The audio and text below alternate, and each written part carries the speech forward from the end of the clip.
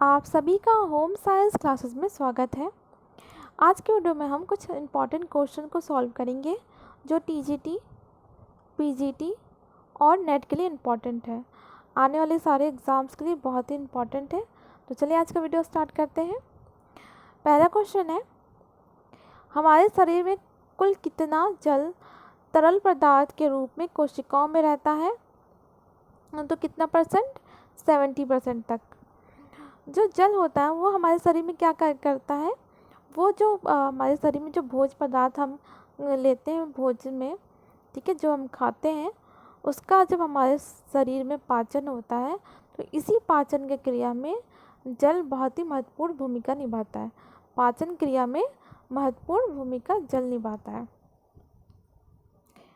Vitamin B3 को कहते हैं, तो विटामिन B3 को पैंथोथेनिक अम्ल कहते हैं। नेक्स्ट है, मरस्मस रोग निम्न की कमी से होता है। किसकी कमी से होता है? ये प्रोटीन, ठीक है, और कैलोरी जो ऊर्जा होती है उसकी कमी से होता है। तो हमारा पहला ऑप्शन सही हो जाएगा, प्रोटीन तथा कैलोरी की कमी से होता है। तो इसमें क्या होता है, ये रोग के बारे में और डिटेल से पढ़ते हैं, ठीक है। इससे रिलेटेड क्वेश्चंस आते हैं एग्ज़ाम में। मरस्मस प्रोटीन और ऊर्जा के कुपोषण का एक घातक प्रकार है जो शरीर में प्रोटीन और कैलोरी की अत्यधिक कमी से उत्पन्न होती है। जब हमारे शरीर में प्रोटीन और कैलोरी की कमी बहुत ही होती है तो क्या होता है, मरस्मस रोग हो जाता है। इन पोषक तत्वों की कमी के कारण शरीर में ऊर्जा की अत्यधिक कमी हो जाती है। जब हम अपने शरीर में कैलोरी और प्रोटीन नहीं लेंगे तो ऊर्जा की कमी हो जाती है, जिससे शरीर की महत्वपूर्ण क्रियाएं रुक जाती है। जब हमारे शरीर में ऊर्जा की कमी होगी तो वो कार्य नहीं कर पाएगा, ठीक है, कोई भी कार्य नहीं कर पाएगा। मरस्मस वयस्क और बच्चों दोनों में ही हो सकता है, बच्चों में भी हो सकता है और वयस्क में। यूनिसेफ के अनुसार विश्व में लगभग 20 मिलियन की संख्या सिर्फ 5 वर्ष से कम आयु के बच्चों के जो अत्यधिक कुपोषण शिकार है वो प्रभावित है। सबसे ज़्यादा इसमें देखा जाए तो बच्चों में होता है ये रोग, ठीक है। जो बच्चे जो उनको सही पोषक तत्व नहीं मिलते हैं तो ये रोग हो जाता है। नेक्स्ट, सोयाबीन में निम्न प्रोटीन पाया जाता है। तो सोयाबीन में कौन सी प्रोटीन पाई जाती है? सोयाबीन में ग्लाइसिनिन प्रोटीन पाई जाती है। सोयाबीन में ग्लाइसिनिन नामक प्रोटीन पाई जाती है और यह एक पूर्ण प्रोटीन है, ठीक है। प्रोटीन अगर आपको और डिटेल से पढ़ना है तो इसका एक वीडियो बनाया गया है, तो आप प्लेलिस्ट में प्रोटीन के बारे में सब कुछ अच्छे से डिटेल से पढ़ सकते हैं। पूर्ण प्रोटीन कौन सा होता है, अपूर्ण प्रोटीन जिसमें कौन कौन से होते हैं, सबको बहुत ही अच्छे डिटेल से पढ़ाया गया है, तो आप प्लेलिस्ट में जाकर देख सकते हैं। ग्लूटीन गेहूं में पाया जाता है, ठीक है, बहुत बार एग्जाम में पूछा गया है। और लैक्टोब्यूमिन ये जो प्रोटीन होता है वो दूध में पाई जाती है। और प्रोटीन की सबसे छोटी इकाई क्या होती है? अमीनो अम्ल। जब प्रोटीन टूटता है तो अपने सरलतम इकाई अमीनो अम्ल में टूट जाता है।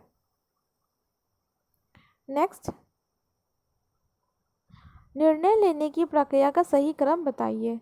जब हम डिसीजन लेते हैं तो कौन कौन सी प्रक्रिया होती है, ठीक है, इसको सही से बताना, क्रम उसका पूछता रहता है एग्ज़ाम में बार बार, तो ये सही क्रम है। पहला है समस्या की व्याख्या करना, कि समस्या का पहले व्याख्या करना कि कौन सी समस्या है, ठीक है, कैसी है, क्या क्या इसमें समस्या है, ठीक है। वैकल्पिक समाधान का प्रयास करना, इसके समाधान के लिए जो हमारे पास समाधान के वैकल्पिक प्रयास वो करना चाहिए कि इसको सही करने के लिए, इसको रोकने के लिए हम क्या क्या कर सकते हैं। फिर उसके बाद विकल्पों पर विचार करा, जब हमें पता चल जाता है कि इसके 1, 2 या 3 विकल्प है जिसके द्वारा हम इसको समस्या का समाधान कर सकते हैं, तो इन तीनों पर विचार करना कौन सा बेस्ट रहेगा, विकल्प चुनना, इन्हीं में से एक विकल्प को चुनना जिससे आसानी से उस समस्या का समाधान किया जा सके। और लास्ट में निर्णय के लिए जिम्मेदारी लेना, कि हाँ ये निर्णय का जिम्मेदारी कौन लेगा, ठीक है, ये इसके चरण है। नेक्स्ट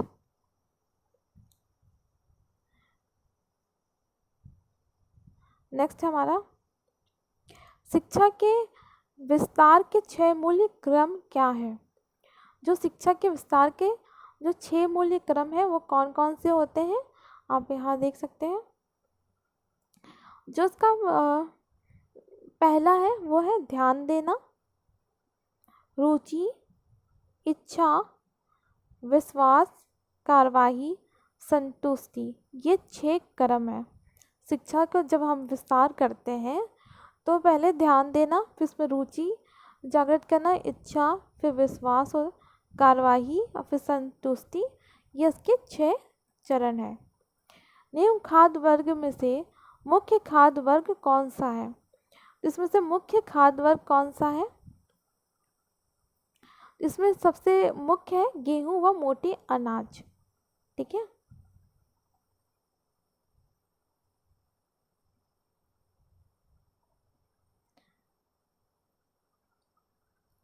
खाद्य वर्ग में गेहूं और मोटे अनाज मुख्य खाद्य वर्ग है।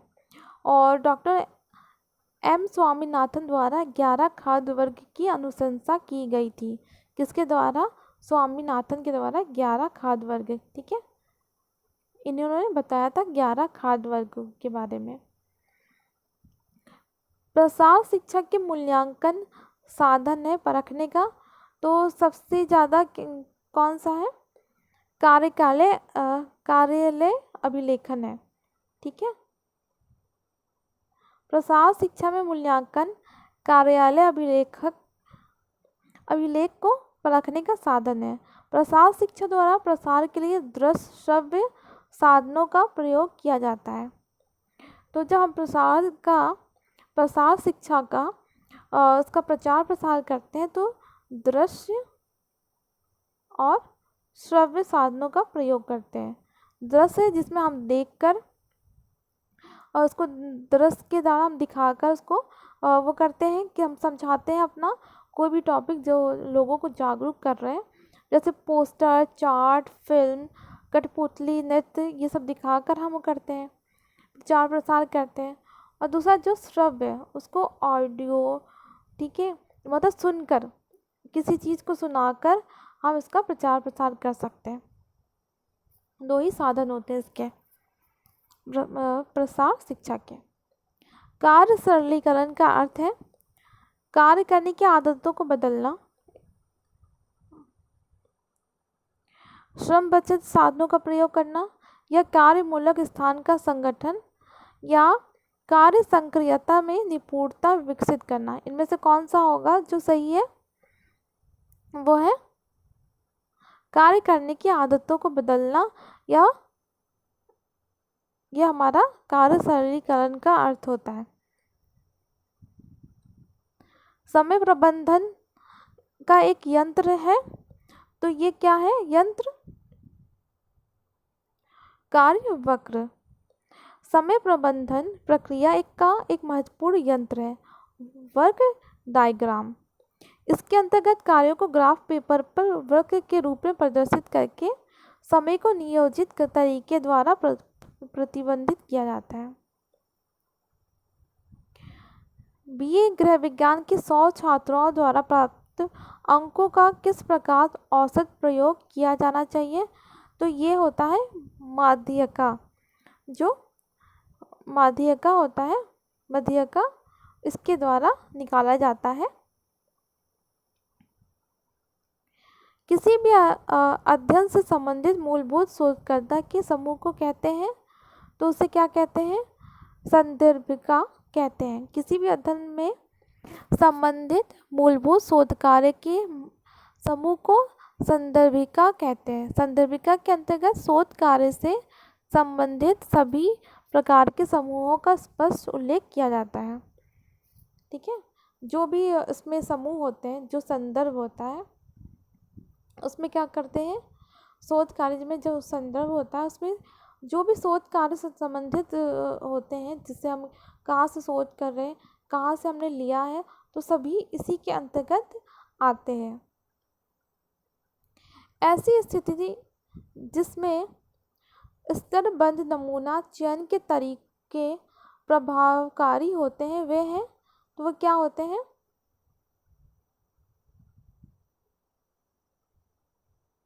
वो होते हैं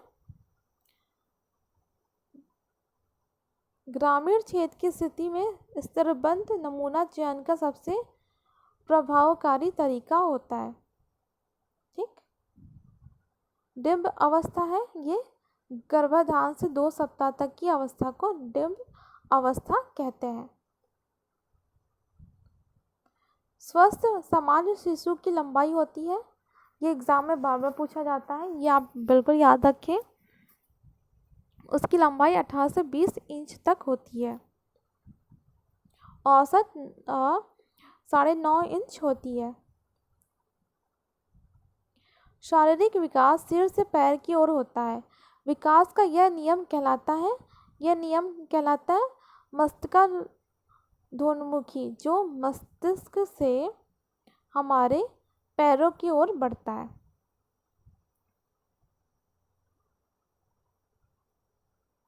पूर्व किशोरावस्था की उम्र है, ये 13 से 17 वर्ष तक की होती है।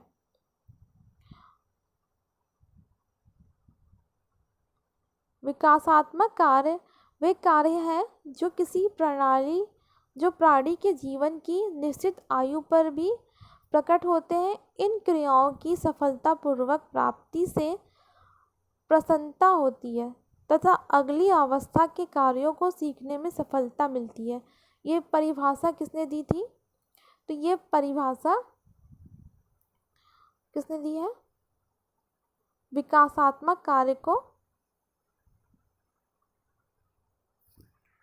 बी हॉरलॉक ने इस प्रकार परिभाषित किया है। ठीक है, हॉरलॉक ने दी है ये परिभाषा। तो आज के लिए इतना ही। ठीक है, अगर वीडियो आपको अच्छा लगा हो तो प्लीज़ वीडियो को लाइक करें और चैनल को सब्सक्राइब करें। Thank you for watching.